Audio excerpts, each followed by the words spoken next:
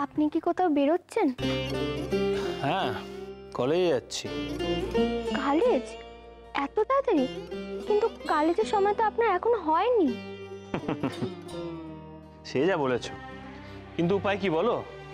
আর কিছুক্ষণের মধ্যেই এ বাড়িতে ভূতের নৃত্য শুরু হয়ে যাবে। আর তাছাড়া তুমি তো জানো, এসব মন্ত্রতন্ত্র যাগযজ্ঞ আমার ভালো লাগে না। এসব দেখলে আমার মাথা গরম হয়ে যায়। তখন কাকে না কাকে কি বলে দেবো, কি মন্তব্য করে ফেলবো তার কোনো ঠিক নেই। আর সেটা শুনে তোমাদের সবার মুখ ভার হয়ে যাবে। না না, তার থেকে এটাই ভালো, আমি না হয় একটু আগে কলেজে গিয়ে খানিকক্ষণ লাইব্রেরিতে পড়াশোনা করে কাটিয়ে দিই।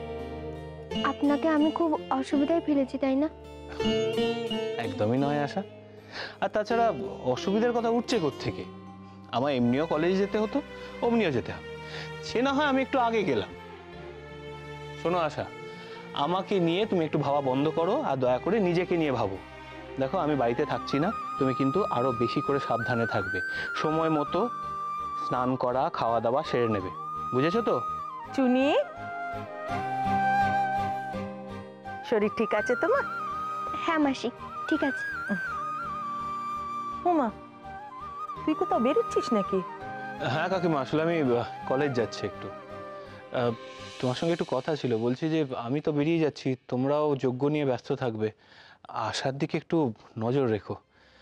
আসলে কি জানো তো, সকাল থেকেও কিছু খাইনি। শরীরের এই অবস্থায় এতক্ষণ না খেয়ে থাকাটা কিন্তু ঠিক হচ্ছে না কাকিমা।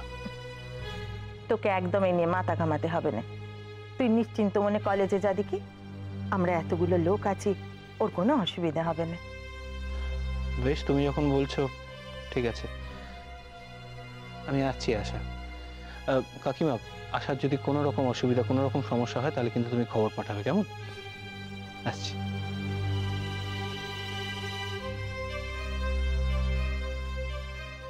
চুনি, আজকে তোকে একটু কষ্ট করে একটু যে খালি পেটে থাকতে হবে মা। সে আমি পারবো মাসি, কিন্তু উনি যে আমায় এক্ষুনি খেতে বলে গেলেন, উনি যদি জানতে পারে? সে ভয় তো আমারও করছে চুনি, কিন্তু উপায় কি বল দেখি?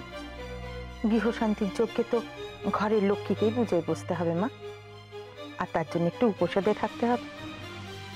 একটা দিনের তো ব্যাপার, তেমন কোনো ক্ষতি হবে না।